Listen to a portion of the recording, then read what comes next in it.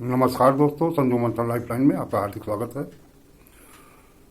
दोस्तों, आज मैं स्पष्ट करने का प्रयास करूंगा कि आत्मा क्या है, आत्मा और शरीर में क्या संबंध है, आत्मा और परमात्मा में क्या अंतर है, आत्मा और मन में क्या अंतर है और इन दोनों का आपस में क्या संबंध है,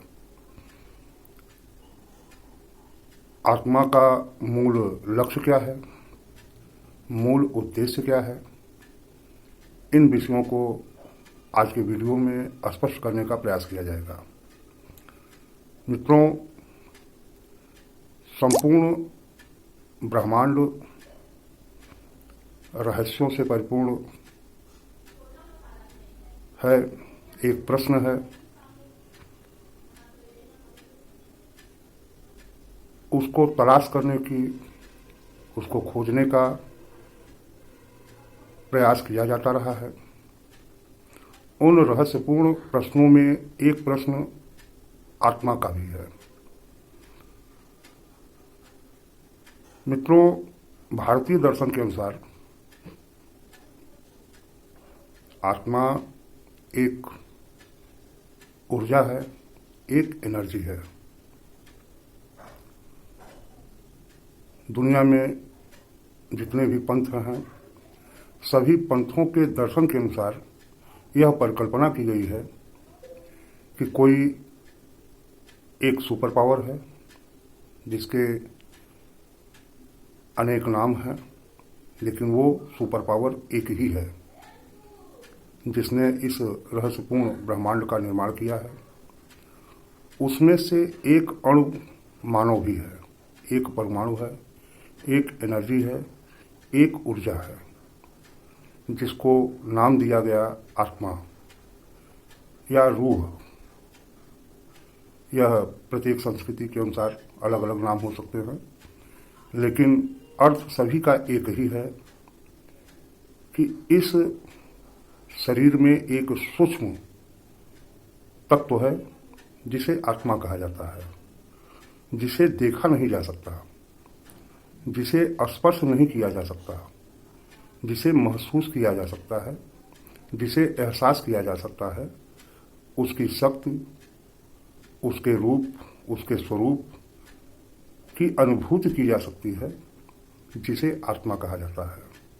तो दोस्तों, बहुत ही सरल शब्दों में यदि स्पष्ट करने का प्रयास है तो आत्मा एक एनर्जी है, एक ऊर्जा है।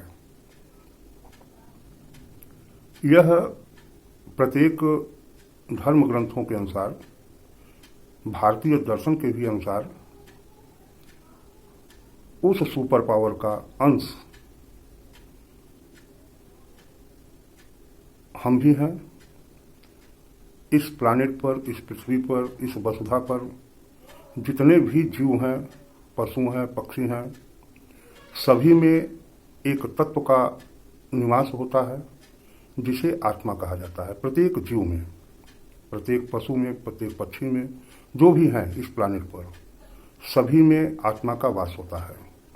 तो ये क्लियर हो गया कि आत्मा एक एनर्जी है, एक ऊर्जा है, एक शक्ति है, एक पावर है। अब प्रश्न ये उठता है कि आत्मा का शरीर से क्या संबंध है। तो आत्मा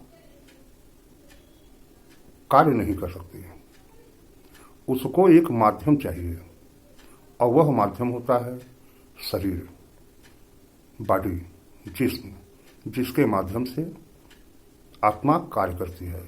अर्थात एक मानव, एक इंसान सूक्ष्म और स्थूल का योग है। स्थूल जिसे देखा जा सकता है, जिसे स्पर्श किया जा सकता है, जो कार्य करता है, और उसमें निवास करने वाली जो तत्व होती है, जो एनर्जी होती है, जो ऊर्जा होती है, उसे आत्मा कहा जाता है। जहां तक प्रश्न है कि आत्मा और मन का क्या संबंध है, तो भारतीय दर्शन के अनुसार आत्मा मूल तत्व है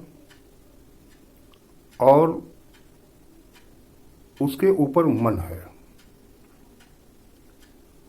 तो मन, भारतीय दर्शन के अनुसार मन एक अलग तत्व है और आत्मा एक अलग तत्व है।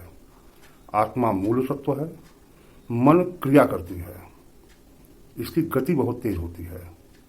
सारे काम, सारी क्रियाएं मन द्वारा ही होती हैं और मन संचालक होता है। मन शरीर का संचालित करता है। तो जैसा मन होगा वैसा ही तन होगा। मन और तन, मन और बॉडी, इन दोनों का आपस में अटूट संबंध है। मन सोचता है, विचार करता है, शरीर क्रिया करती है। तो मन और आत्मा और शरीर, इन तीनों के योग से जीव का निर्माण होता है और सारी क्रियाएं उसी के द्वारा होती हैं। अब प्रश्न ये उठता है कि आत्मबोध, आत्मज्ञान की प्राप्ति कैसे हो? आप अपने आप को कैसे जान सकें, कैसे उसका बोध हो, कैसे उसका ज्ञान हो, यह एक अलग प्रश्न है। यह एक प्रक्रिया है जिसे अपने आप को देखने की, अपने आप को तलाश करने की, अपने आप को खोजने की, जिसके अंदर जिज्ञासा होती है। तो जिज्ञासा आपको अपने आप मार्ग दिखाई देता है। तो दोस्तों, मन,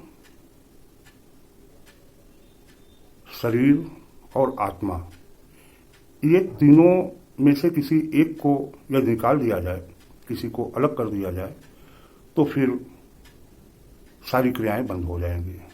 जैसे शरीर से यदि आत्मा निकल गया तो उसे मृत कहा जाता है, मौत कहा जाता है।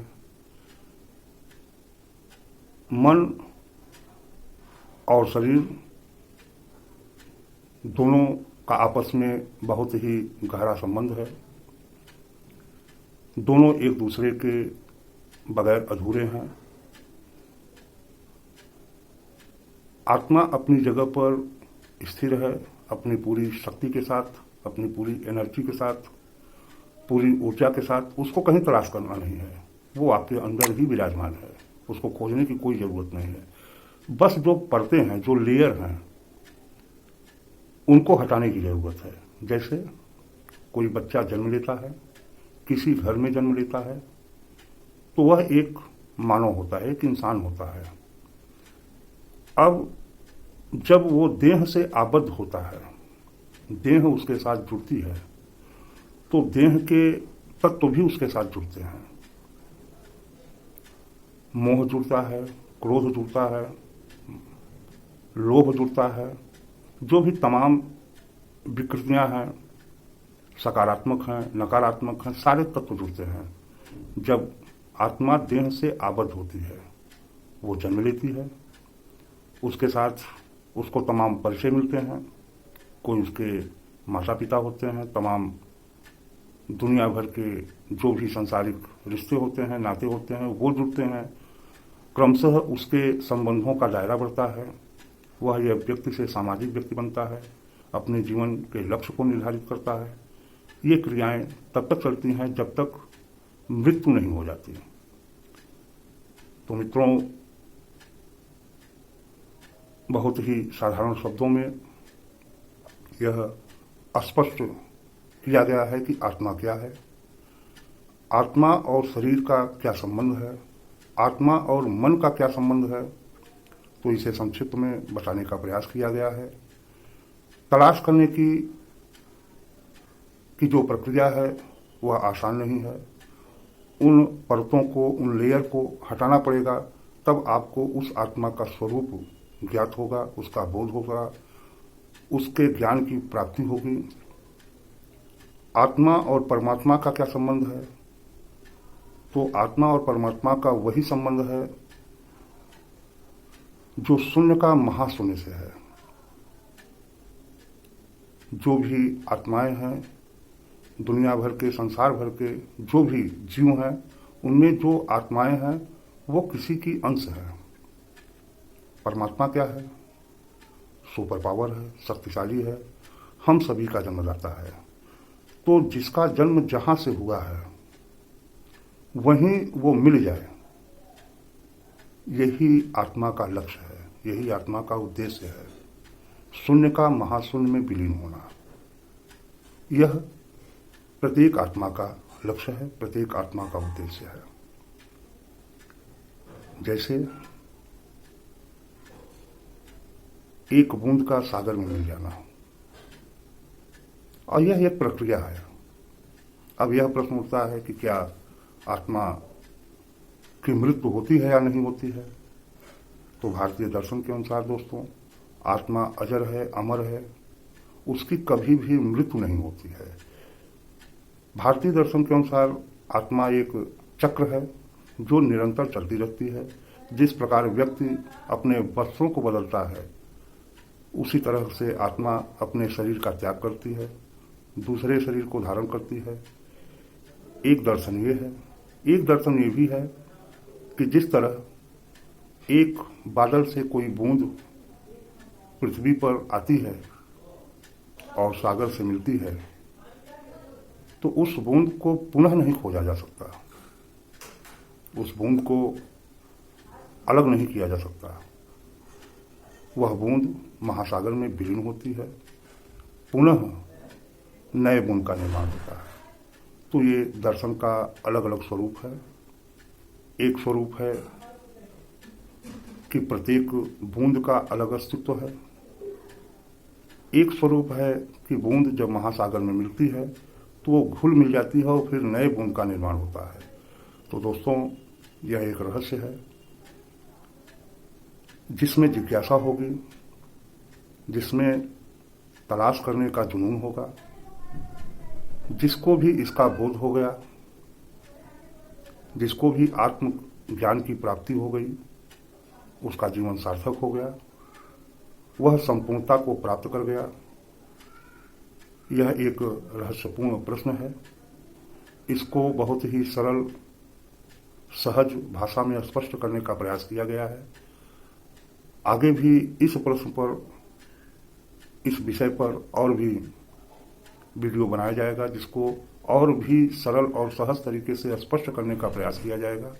आशा है दोस्तों, यह वीडियो आप लोगों को पसंद आएगी। फिर मुलाकात होगी किसी नए प्रश्न पर। नमस्कार दोस्तों।